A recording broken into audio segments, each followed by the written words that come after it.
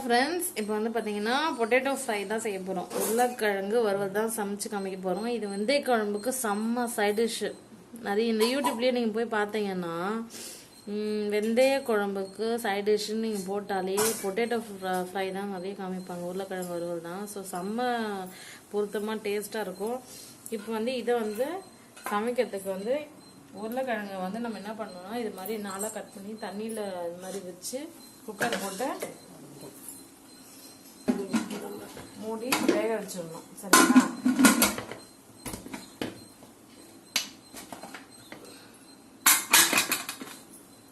இது மாதிரி தான் பார்க்கலாம். இப்போ வந்து பார்த்தீங்கன்னா அந்த உருளைக்கிழங்கு நல்லா வேகணும். ஸோ டக்குன்னு வேகணும். டைம் ரொம்ப எடுத்துக்காம அப்படின்னா இது மாதிரி குக்கரில் வேகலாம். இது வெந்ததுக்கு அப்புறம் தான் சூப்பரான சுவையான பொட்டேட்டோ ஃப்ரை உருளைக்கிழங்கு வறுவல் சமைக்க போகிறோம். ஸோ வந்து பார்த்தீங்கன்னா உருளைக்கிழங்கு வறுவல் சமைக்க போகிறோம்னு சொன்னேன் இல்லையா, அதுக்கு தேவையான இன்க்ரீடியன்ஸ் வந்து பார்த்தீங்கன்னா கருவேப்பிலை, அப்புறம் கொத்தமல்லி இருந்தால் கொத்தமல்லி, வெங்காயம், நீட்டு மிளகாய், காஞ்ச மிளகாய், இஞ்சியை நல்லா பொடியாக நல்லா நசுக்கி சின்ன சின்னதாக வச்சுக்கணும். அப்புறம் சோம்பு, பூண்டு, அது நல்லா தோல் உரிச்ச பூண்டு நல்லா நசுக்கி வச்சுக்கோங்க. தக்காளியை நல்லா நறுக்கி பொடியை நறுக்கி வச்சுக்கோங்க. கடுகு, சால்ட்டு, அப்புறம் வந்து பார்த்தீங்கன்னா மிளகாய்த்தூள், சமையல் எண்ணெய், இதெல்லாம் தான் தேவையான பொருட்கள். சரிங்களா? இப்போது நம்ம வேக வச்சோம், அது வேகட்டும். அடுத்து நம்ம சூப்பராக சமைக்கலாம். பார்த்தீங்களா, விசில் வந்துடுச்சு அப்படின்னா வெந்துடுச்சுன்னு அர்த்தம். ஸோ இது ஓப்பன் பண்ணி உருளைக்கிழங்கு எடுக்கணும். இது உருளைக்கிழங்கு நல்லா வெந்தாதான் டேஸ்டியாக இருக்கும் அந்த உருளைக்கிழங்கு வறுவல். இப்போ ஒரு விசில் வந்துச்சு. இப்போ நெக்ஸ்ட் விசில் வந்துச்சுன்னா டக்குன்னு ஆஃப் பண்ணிட்டு ஓப்பன் பண்ணிடலாம். எத்தனை பேருக்கு இது மாதிரி குக்கர் விசில் வரும்போது பயமா இருக்கும்? கமெண்ட் செக்ஷன்ல கமெண்ட் பண்ணுங்க. எனக்குலாம் ரொம்பவே பயம்.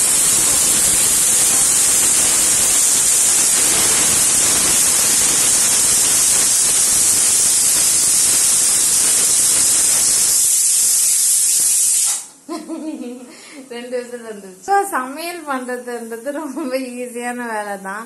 ஆனா இந்த குக்கர் பார்த்தா வந்து லைட்டா பயமா தான் இருக்கு. ஓகே, நம்ம வந்து உருளைக்கிழங்கு வறுவல் சமைக்க ஆரம்பிக்கலாம்.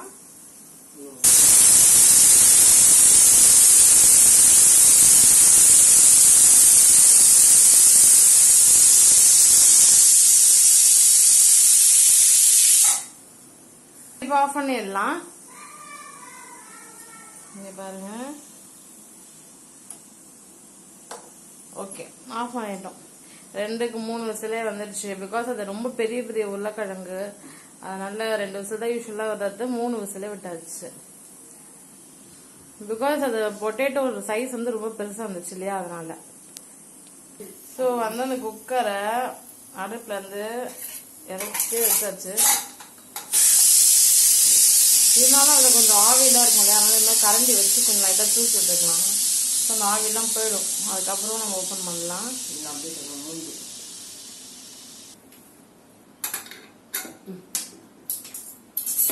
இப்போ நல்லா உருளைக்கிழங்கு வெந்துட்டு இருக்கும் பாருங்களா. எப்பா எப்படி ஆவி வருது.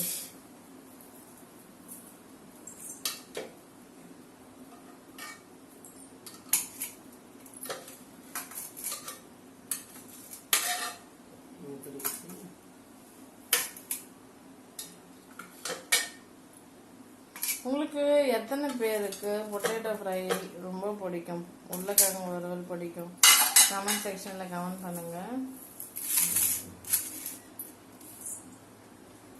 தோல் வந்து நல்லா இது மாதிரி உரிச்சிடுங்க. சரிங்களா? சில பேர் தோலோட கூட செய்யறாங்க, அது அவங்க விருப்பம். பட் நாங்கெல்லாம் வந்து இந்த உருளைக்கிழங்கு வறுவல் செய்யறதுக்கு அந்த தோலெல்லாம் வந்து நீக்கிடுவோம். இந்த தோலெல்லாம் வந்து ரிமூவ் பண்ணிடுவோம். பாருங்க எப்படி உரிக்கிறதுன்னு. அதனால வெந்ததுக்கு அப்புறம் ரொம்ப ஈஸியாவே வந்துருக்காங்க தோல். பாத்தீங்களா?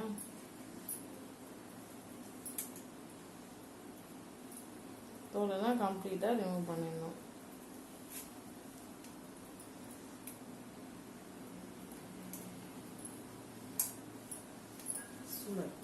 இந்த மாதிரி உருளைக்கிழங்கு வறுவல்லாம் நீங்கள் குழந்தைங்களுக்குலாம் கூட கொடுக்கலாம். எல்கேஜி குழந்தையிலேருந்து ஸ்கூல் பிள்ளைங்க, காலேஜ் பசங்க எல்லாருக்குமே வந்து சாப்பாடுலாம் கட்டி கொடுக்குறீங்கன்னா இந்த மாதிரி பொட்டேட்டோ ஃப்ரை செஞ்சு கொடுக்கலாம்.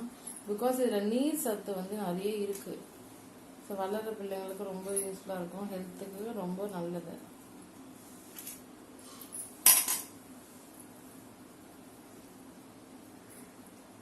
இது பெரிய உருளைக்கிழங்கு 2 எடுத்தோம். அதில் வந்து 4 பீஸாக வந்து கட் பண்ணி வேக வச்சு அதில் இருக்க தோலையும் உரிச்சாச்சு. இது கொஞ்சம் சூடாக இருக்குது, அதான் விஷயம்.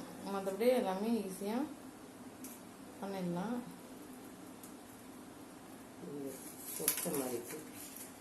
ஸோ ஏதாச்சும் ஒரு சொத்த மாதிரிலாம் பார்த்தீங்கன்னா அதை கட் பண்ணி தனியாக ரிமூவ் பண்ணிவிடுங்க. இப்போ வந்து ஆல்ரெடி இது வெந்துடுச்சு. இதை வந்து ஜஸ்ட் பீசஸ் மாதிரி கட் பண்ணிக்கோங்க, வேறு ஒன்றும் இல்லை. குட்டி குட்டி பீசஸ் தான் நீங்கள் கட் பண்ணிங்கன்னா நம்ம டக்குன்னு வறுவல் வந்து செஞ்சிடலாம். ஸோ நைஃப் வச்சு கட் பண்ணிக்கலாம். பிகாஸ் அது ஆல்ரெடி வெந்ததுனால ரொம்ப ஈஸியாக தான் இருக்கும் கட் பண்ணுறதுக்கு, ரொம்ப ஹார்டாக இருக்காது. பாருங்கள் எவ்வளோ குட்டி குட்டியாக அழகான ஸ்லைசஸ் வந்து போட்டாச்சு பாருங்கள்.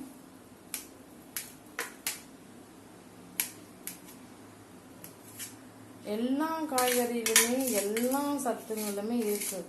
ஸோ எப்பவுமே ஒரே காய்கறி சாப்பிட்றோம். பீன்ஸ் பிடிக்குதுன்னா பீன்ஸ் மட்டும் சாப்பிட்றது, கேரட்னா கேரட் மட்டும் சாப்பிட்றது, அப்படி இருக்கக்கூடாது. எல்லா காய்கறிகளுமே ஒரு வாட்டி மாற்றி மாற்றி சாப்பிடணும், எல்லாமே ட்ரை பண்ணணும்.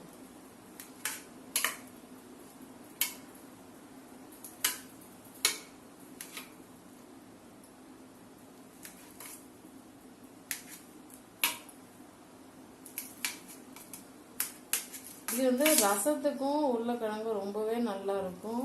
வெந்தய குழம்பு அந்த மாதிரி சமைச்சிங்கனாலும் இது மாதிரி உருளைக்கிழங்கு வறுவல் சமைக்கிறீங்க அப்படின்னா ரொம்ப டேஸ்டியான சைட் டிஷ்ஷாக இருக்கும். ஸ்கூல் பசங்களுக்குலாம் டிஃபன் கட்டி கொடுத்துருக்கீங்க அப்படின்னா வேஸ்ட் பண்ணாமல் சாப்பிட்ருவாங்க. டேஸ்ட்டாக இருந்தாலே வேஸ்ட் ஆகாது. ஓகேங்களா? பாருங்கள், இப்போ நல்லா ஸ்லைசஸாக கட் பண்ணியாச்சா? ஸோ வந்து டக்குன்னு இப்போ ஃபாஸ்ட்டாக உருளைக்கிழங்கு வறுவல் செஞ்சிடலாம். எனக்கு ரொம்ப பிடிக்கும் பொட்டேட்டோ, ரொம்ப பிடிக்கும். ரொம்ப ஃப்ரீக்வெண்ட்டாகவே நான் வந்து பொட்டேட்டோ சாப்பிடுவேன், ஃப்ரை பண்ணி சாப்பிடுவேன். பிகாஸ் எனக்கு பிடிச்ச one of the best side டிஷ்னால் பொட்டேட்டோ ஃப்ரை தான். எதுவுமே சமைக்கிற விதத்தில் தான் இருக்குது. நல்லா டேஸ்ட்டாக சமைச்சு கொடுத்தா எல்லாருமே விரும்பி சாப்பிடுவாங்க. இப்போ வந்து கேஸ் ஆன் பண்ணிக்கலாம். அதில் கடாய் வச்சாச்சு. அதில் இருக்க ஈரெல்லாம் நல்லா காஞ்ச உடனே நம்ம சமையல் எண்ணெய் ஊற்றிக்கலாம். ஓகேங்களா? இப்போ பாருங்கள், அதில் இருக்க வாட்டர் எல்லாம் நல்லா காயுது. தண்ணி இருக்கும்போதே வந்து நீங்கள் ஆயில் ஊற்றினீங்கன்னா சட்டன்னு மேலே தான் அடிக்கும், நம்ம மேலே தான் படும். அதனால் எப்பவுமே ஞாபகம் வச்சுக்கோங்க, அதில் வந்து ஈரம் இல்லாத அளவுக்கு நல்லா அந்த பாத்திரம் காயுதாங்க. ஸோ நல்லா காஞ்சிடுச்சு. இப்போ வந்து நம்ம என்ன பண்ணலாம் அப்படின்னா சமையல் எண்ணெய் ஊற்றிக்கலாம். சமையல் எண்ணெய் உங்கள் வீட்டில் சன்லேண்ட் இது மாதிரி இருந்தாலும் ஊற்றிக்கலாம், இல்லை பாமாயில் இருந்தாலும் ஊற்றிக்கலாம், இல்லை ரேஷன் கடையில் கொடுக்குற ஆயில் இருந்தாலும் ஊற்றிக்கலாம். ரேஷன் கடையில் சமையல் எண்ணெய் கொடுப்பாங்களே அதுவும் ஊற்றலாம்.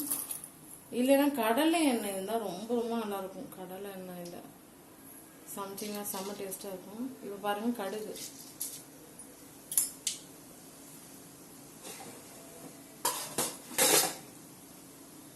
இந்த எங்கள் ஊர் சைட்லலாம் போனீங்கன்னா கடலை எண்ணெய் ரொம்ப அதிகமாக சமையலுக்கு பயன்படுத்துவாங்க, ரொம்ப டேஸ்ட்டாக இருக்கும். ஸோ அடுத்து வந்து பார்த்தீங்கன்னா அந்த கடுகு நல்லா பொரியுது.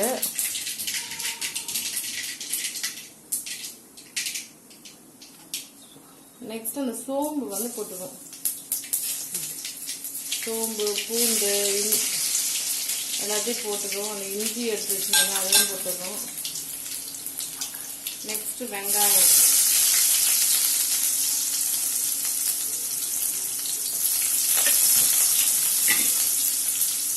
இது மாதிரி மிளகாய் இருந்துச்சுனாலும் அதையும் போட்டுக்கலாம். இதெல்லாம் போட்டு நல்லா வதக்கணும். நான் ஆல்ரெடி சொல்லியிருக்கேன், எப்போவுமே சீக்கிரமாக வதங்கணும் அப்படின்னா அந்த வெங்காயம் டக்குன்னு குவிக்காக வதங்கணும், டைம் எடுத்துக்காமல் அப்படின்னா இது மாதிரி ஒரு ஸ்பூன் சால்ட் வந்து போட்டுக்கோங்க.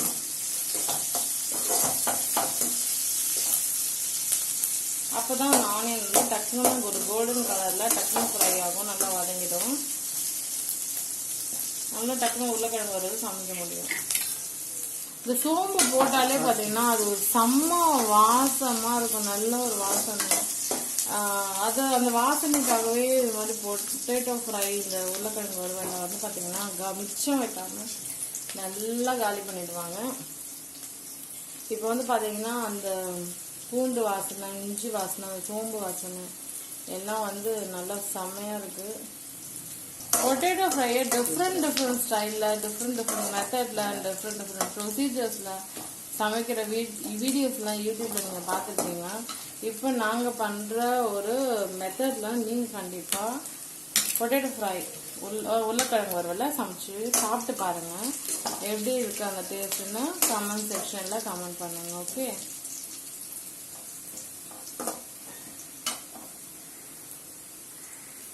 ஒரே பொருள் தான், ஆனால் சமைக்கிற விதம்னு ஒன்று இருக்குல்ல, அந்த அளவுக்கு விதத்தில் சமைச்சிங்கன்னா டேஸ்ட் எக்ஸ்ட்ராடினரியா இருக்கும். உங்கள் வீட்டில் இருக்க எல்லாரும் ரொம்ப பாராட்டுவாங்க, எப்படி இவ்வளோ டேஸ்ட்டாக சமைக்க கற்றுக்கிட்டேன் அப்படின்னு சொல்லிட்டு. நெக்ஸ்ட் வந்து பார்த்தீங்கன்னா தக்காளி.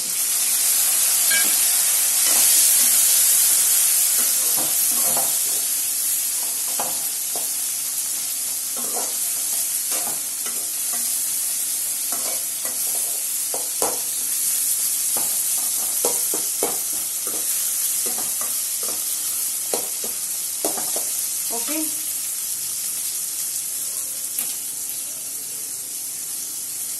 நெக்ஸ்ட் கருவேப்பிலை கொத்தமல்லி எல்லாம் போட்டுக்கோங்க.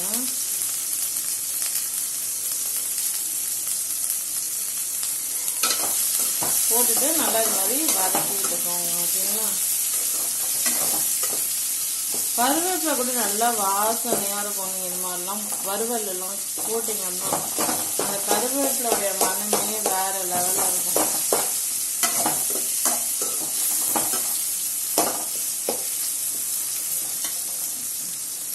இது மாதிரி வண்டர்ஃபுல்லான சைட் டிஷ், அப்புறம் வந்து மெயின் டிஷ், இதெல்லாம் குக்கிங்கை பற்றி நீங்கள் தெரிஞ்சுக்கணும். கண்டிப்பாக இந்த சேனலில் சப்ஸ்கிரைப் பண்ணிக்கோங்க, உங்களுக்கு ரொம்ப ரொம்ப யூஸ்ஃபுல்லாக இருக்கும். ஓகே, கண்டிப்பாக இந்த வீடியோ உங்களுக்கு பிடிக்கும். லைக் பண்ணுங்கள், நீங்கள் ஏதாச்சும் சொல்லணும்னா கமெண்ட் செக்ஷனில் கமெண்ட் பண்ணுங்கள், ஷேர் பண்ணுங்கள். உங்கள் ஃப்ரெண்ட்ஸ் அண்ட் ஃபேமிலி மெம்பர்ஸ் எல்லோரும் பார்த்து இந்த ஸ்டைலில் உருளைக்கிழங்கு வறுவலில் சமைச்சு சாப்பிட்டு என்ஜாய் பண்ணட்டும்.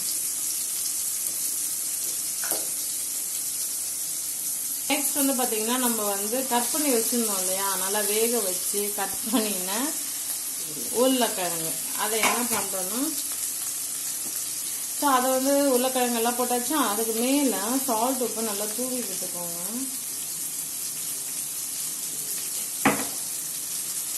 நெக்ஸ்ட் வந்து பார்த்தீங்கன்னா வீட்டில் இருக்கிற மிளகாய் தூள், அதுவும் சில்லி பவுடர் இருக்கு இல்லையா, அதையும் நம்ம போட்டுக்கணும்.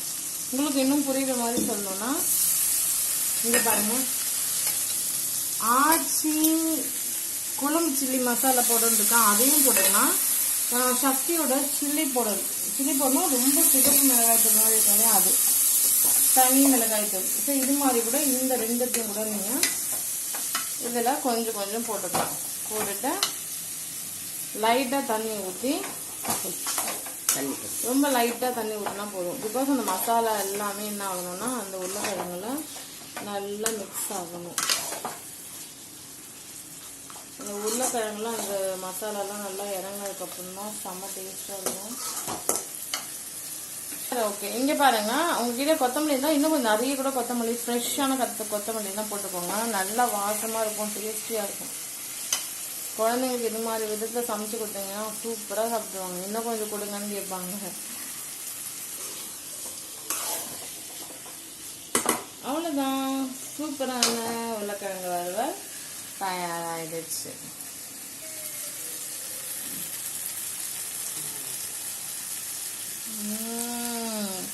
உருளைக்கிழங்கு வறுவல் குழந்தைங்களுக்கு ரொம்ப பிடிக்கும். எம்மி செம்ம டேஸ்டாக இருக்குது பாருங்க. அதை எண்ணெய்லாம் எப்படி தெரிஞ்சுப்பாங்க, நல்லா பிரிஞ்சு வந்து நல்லா இது மாதிரி நல்லா கிளறி விட்டுக்கோங்க.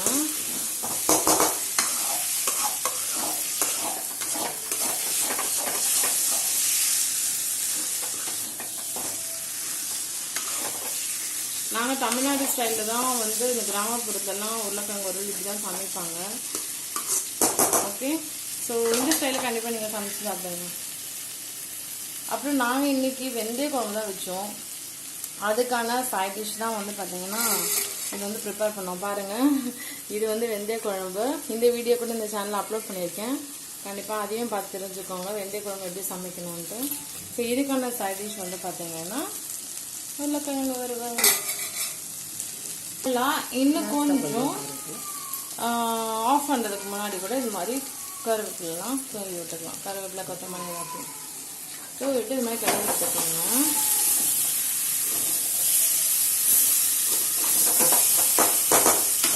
ஓகே, சுவையான உருளைக்கிழங்கு வறுவல் தயாராகிடுச்சு.